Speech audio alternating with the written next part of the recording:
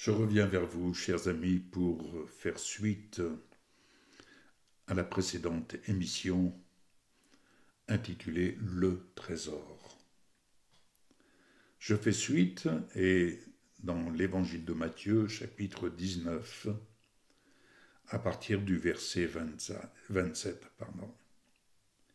Donc, cette réflexion, partant du jeune homme riche, qui était très attaché à ses biens, mais voilà qu'il se croyait vraiment satisfait, parfait, voilà.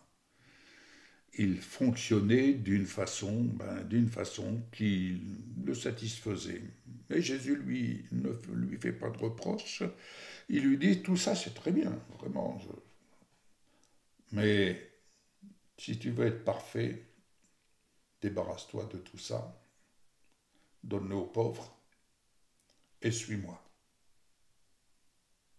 Là, c'était une question pour le jeune homme riche très, très, très difficile. Et après avoir entendu cela, il s'en retourna tout triste. Il croyait avoir son diplôme de la perfection. Voyez-vous, bien-aimés, les choses d'ici-bas, choses matérielles ou sociales, affectives et autres, si elles passent avant le Seigneur,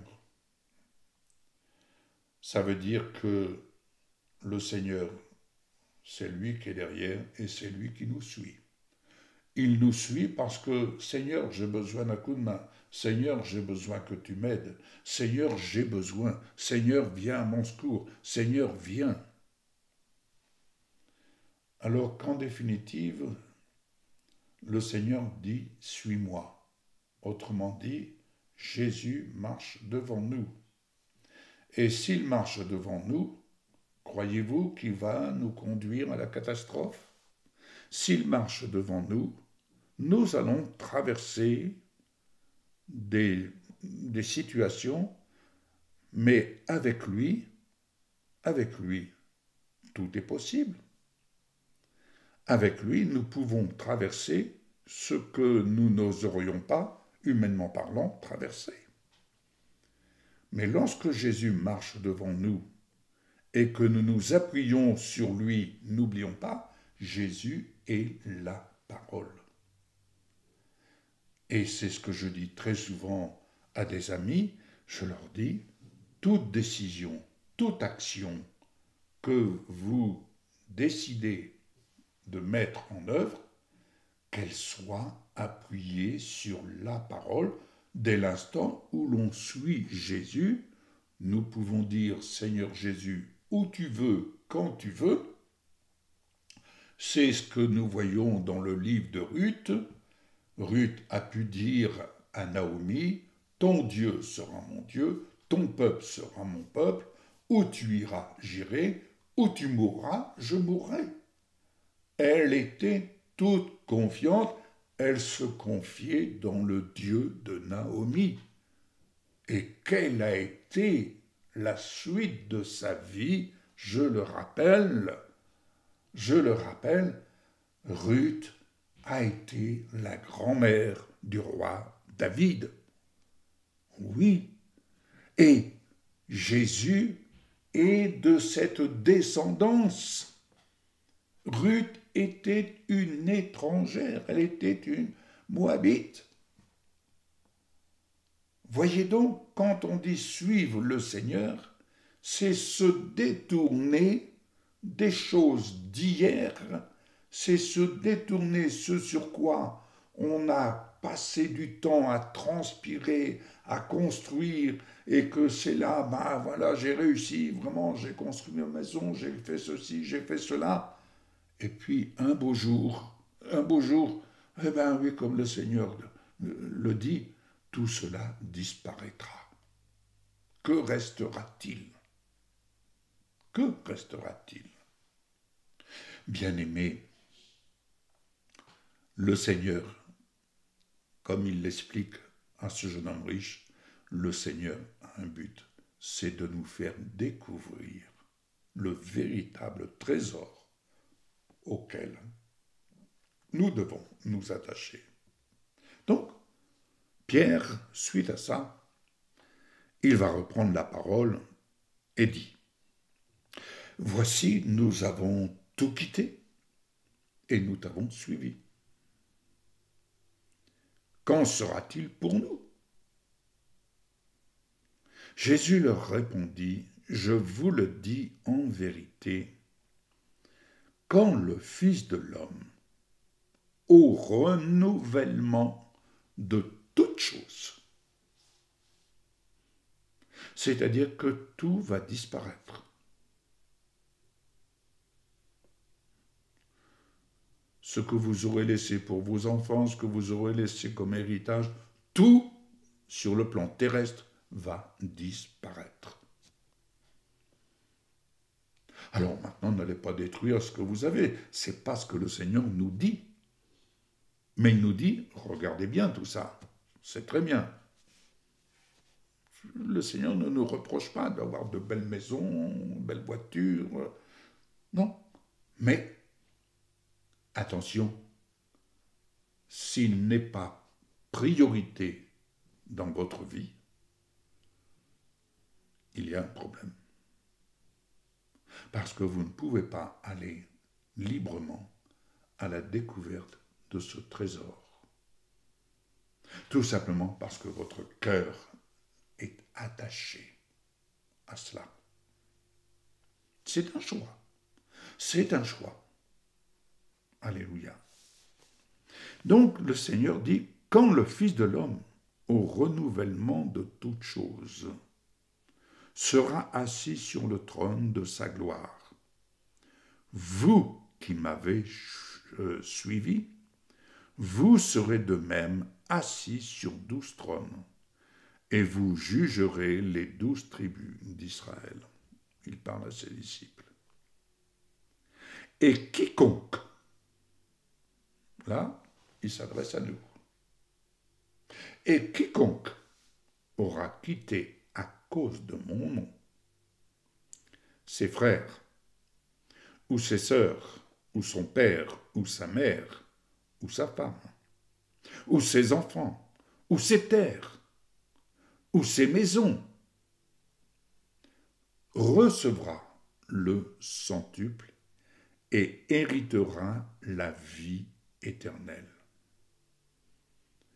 Plusieurs des premiers seront les derniers, et plusieurs des derniers seront les premiers. Est-ce que vous comprenez, bien-aimés, quand le Seigneur dit « quitter », autrement dit, quitter, c'est aller dans la priorité. Je pense en lisant cela à Joseph qui a été visiblement aux yeux de son père, qui a été vraiment mis de côté par ses frères, il a été fait passer pour mort. Et il s'est retrouvé en captivité en Égypte, et il est devenu le premier ministre, le gérant du pharaon, c'est-à-dire de ses biens.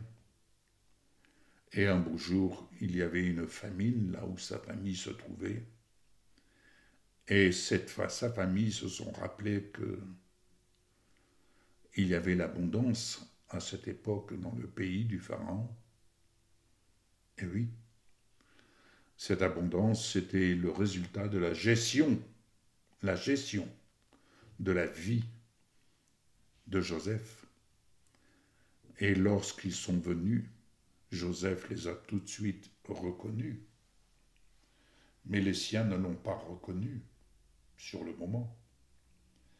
Mais toujours est-il qu'ils ont bénéficié de l'abondance de la vie de Joseph. Bien-aimés, quitter notre famille, quitter tout ça, c'est quitter ceux-là qui sont tellement attachés, c'est se détourner de ceux-là qui sont tellement attachés à leur mode de vie terrestre. mais ils oublient de développer le véritable trésor du ciel qui nous est donné de la part du Père, afin que cet héritage, nous puissions le faire fructifier. Oui, et comme il est dit dans le psaume 23, je relis ce verset qui me semble approprié. Venez avec moi dans le psaume 23. Je vais relire ce verset que j'ai eu l'occasion de lire tout récemment. Le psaume 23, que vous connaissez. On a eu une émission là-dessus. Mais quand il est dit, au verset 5, tu dresses devant moi une table en face de mes adversaires, donc en face de mes préoccupations, en face de toutes mes inquiétudes terrestres, c'est-à-dire de nature terrestre.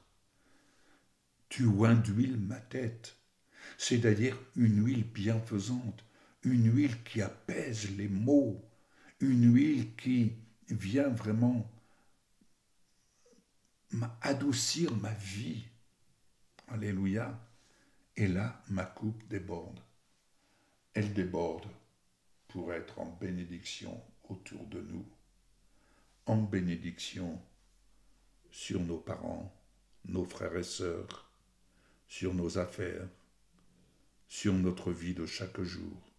Notre coupe déborde parce que nous apprenons à refléter la vie abondante que Dieu nous offre de vivre dans le Fils Jésus-Christ.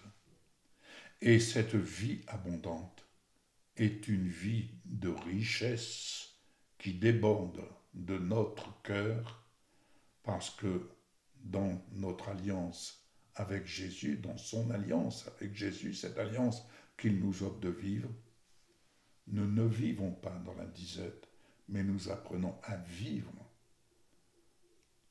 en suivant Jésus, et il fait de nous des faiseurs de miracles. Il fait de nous des faiseurs de miracles et de générosité, et c'est ainsi qu'on peut avoir des richesses d'en haut à déverser autour de nous. Nous pouvons dire, je n'ai ni argent ni or, mais ce que j'ai, je te le donne. Ce que nous donnons, c'est la vie de Jésus, car c'est là notre trésor. Nous respirons la vie de Jésus. Nous émanons de notre cœur la vie de Jésus. Nous émanons de notre être l'image de Jésus. L'image de Jésus, corps glorifié. Que le Seigneur vous bénisse. Je prie afin que de votre cœur, vous puissiez vous laisser entraîner dans ce courant, dans le courant de cette fusion avec l'esprit de la parole, et que ce trésor, vous puissiez le faire fructifier en vous, en allant dans les priorités du Seigneur, et de pouvoir être tout simplement une lettre vivante, et cette lettre vivante, elle a un mot, amour. Que le Seigneur vous bénisse. Je prie pour vous. Je suis passionné de vous partager, de vous partager, de vous donner ce que le Seigneur me fait grâce, de servir pour votre édification et surtout pour l'édification de son Église qu'il se prépare et qu'il vient rechercher le moment venu. Lui seul connaît ce moment. Que le Seigneur vous bénisse. Au revoir.